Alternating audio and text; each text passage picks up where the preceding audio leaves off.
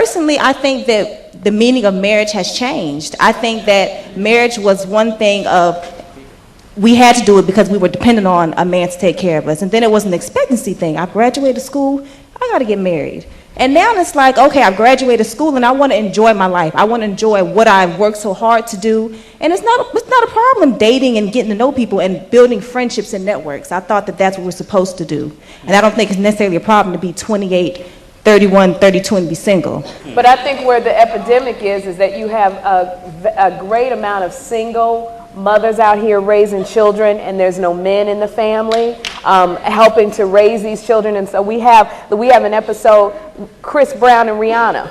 There's nobody in there, speaking on the Chris Brown side, there was nobody in there teaching this young boy how to be a man. And so that he is not in this situation that he is in right now. He had his mother in there and she was in an abusive situation. So I think that that's the epidemic. You are in the ideal situation. You got out of school, you're having fun, you're getting friendships, but there's a lot of people out here we have children. And we're like, what is the problem here? Because our children they're growing up and they don't have the benefit of a man or, a whole family coming in there. I think that's the core of the problem, not we can't. Because when you say can't, I think you place the blame game. Because when you tell me I can't do something, I got to defend myself. That's with anyone. If you tell someone you can't. Absolutely. When you haven't, because of other things in your life, I think that's different. So I think that what you're saying is the core, but I don't think that's necessarily what this is on the screen. The issue is, when you become my age, you may still be single and not have children because of what's going on.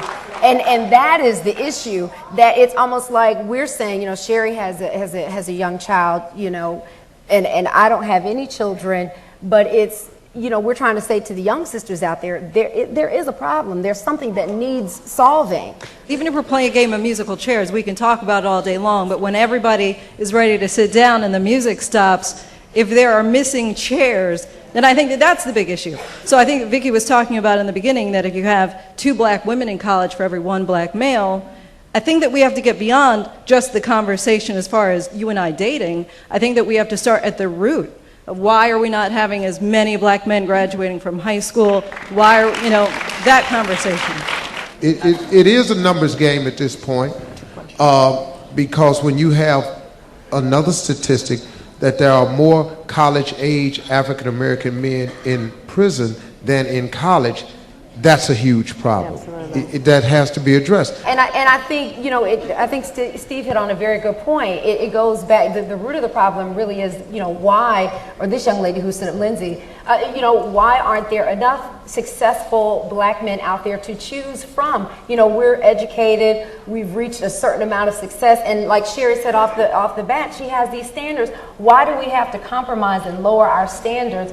You want what you want, and then I think when you end up settling, a lot of times you end up in a relationship where you're not really equally yoked, you're not on the same level, and then there's an incompatibility, and so it doesn't work. And I don't think there's anything wrong with us having standards and say, hey, I'm up here, I want somebody who's up here too. I don't think there's anything wrong with that. I think that we have a role problem. Like, we're all outside of our roles. And so if you think about why, like 50 years ago, 80, whatever the numbers are, 80% of black children were being raised in 2-parent families, because we had defined roles. You cannot be a great wife, a great mother, and have a powerful career all at the same time. You cannot. It is not possible. And I do not believe that anybody that thinks that, I can balance all of that together, is being realistic about what it takes to do even 2 or 1 of those things well and correctly. Yeah, I agree with you. I think we've been fed this thing of we can have it all. And we've seen that something has got to give because we can't have it all. You can't have it all. And maybe you can't have it all at the same time. So like right now, I'm a mother. I think I'm doing a great job at that, and I have a great career, and I'm happy for that. But I can't wait till my daughter goes to college so I can have a great relationship. Because currently, I can't give a man everything that he needs. Because I'm honest, when I meet a guy, I tell him that, listen, Monday through Thursday, I can't do anything. Absolutely. Like, I'm homework. I really would prefer you not call me.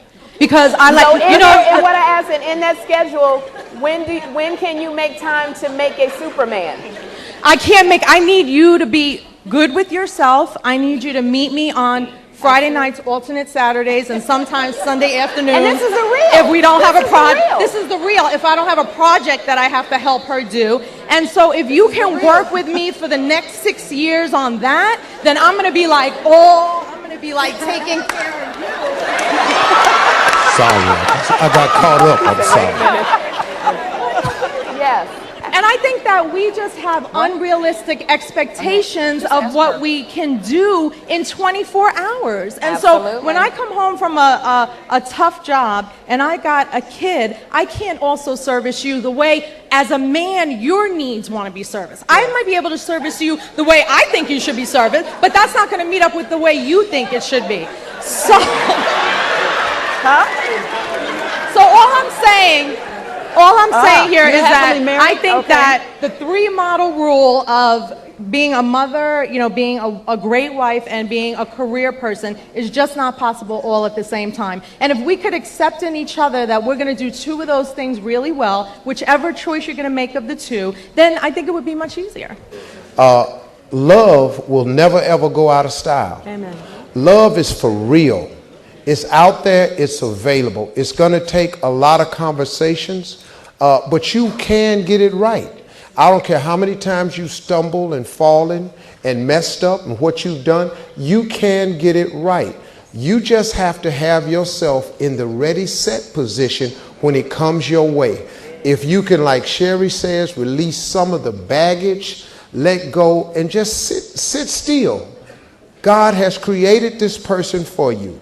He is not a God that would not allow you two to meet. It's just when he sends him your way, you just got to be available. You can't be doing something in the meantime to hold you over and expect your real need to be fulfilled while you're out there just doing something you want to do. There is no room for the blessing that way. And if you keep that in your concept, I know for a fact it happens. It doesn't just happen for men. You heard this guy's story. He's been married a couple times. I've been married. This is the 3rd marriage. I'm telling you, there are thousands of marriages every day. It just ain't you. I got to thank our guests, Hill Harper, Jimi Izrael.